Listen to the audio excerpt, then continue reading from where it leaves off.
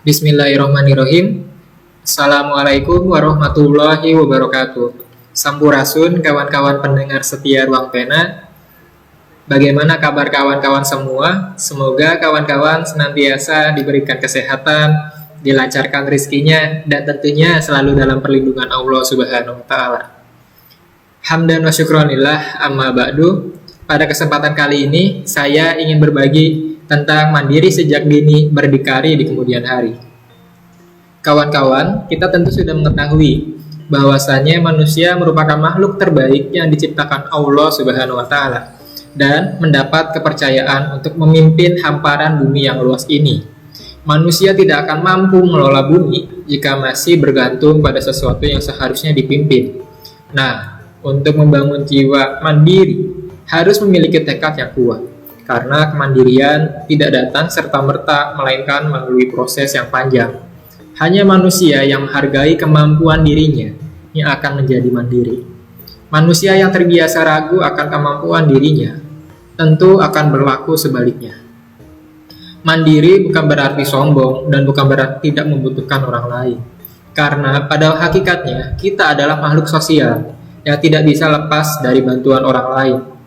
Hanya saja kita harus berusaha terlebih dahulu sebelum mengandalkan orang lain.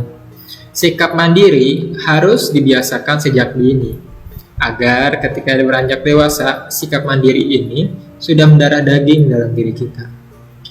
Orang yang mandiri akan lebih percaya diri, sehingga bisa melakukan pekerjaan yang lebih banyak, ucapannya lebih bermakna, dan waktunya akan digunakan secara lebih efektif. Tidak ada waktu yang terbuang sia-sia karena orang yang mandiri memiliki kreasi tersendiri di dalam hidupnya. Orang yang mandiri pasti akan bermanfaat bagi orang lain. Jiwa mandiri kunci harga diri. Kita harus belajar menikmati proses perjuangan. Dengan perjuangan, maka nilai kehormatan seseorang itu terwujud. Jangan sibuk untuk mencapai hasil yang maksimal, karena Allah tidak pernah melihat hasil akhirnya, melainkan melihat proses dari perjuangan tersebut. Dalam Islam, sikap kemandirian sangat dianjurkan kepada setiap manusia, supaya tidak selalu meminta bantuan orang lain. Bahkan sebagai muslim harus bersedia membantu yang membutuhkan bantuan. Seperti halnya tangan di atas itu lebih baik daripada tangan di bawah. Rasulullah SAW memberikan contoh serta mendidik dan menjadikan umatnya sebagai insan-insan terhormat dan terpandang, dan bukan umat yang lemah lagi pemalas. Islam melarang umatnya bermalas-malasan. Islam itu sungguh mudah dan indah. Demikian adalah kemandirian dalam bekerja. Namun sikap mandiri bukan hanya dalam bekerja saja, melainkan dalam belajar dan dalam mengatasi problematika kehidupan. Definisi mandiri untuk remaja dan orang dewasa adalah kemampuan seseorang untuk bertanggung jawab atas apa yang dilakukan tanpa membebani orang lain. Dengan tanggung jawab, kita bisa menunjukkan kemampuan kita untuk tidak bergantung pada siapapun, kecuali pada Allah Subhanahu wa Ta'ala.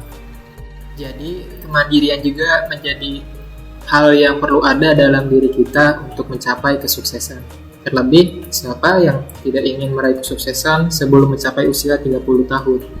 Agar cukup lama kita menikmati hasil jerih payah atau usaha kita dalam mencapai kesuksesan tersebut. Oleh karena itu, saya mengajak kepada kawan-kawan, tidak ada kata terlambat. Mungkin itu saja yang dapat saya sampaikan. Bila ada salah kata, mohon maaf. Nuhun, nun, wal qalami wa ma yasturun. Wassalamualaikum warahmatullahi wabarakatuh.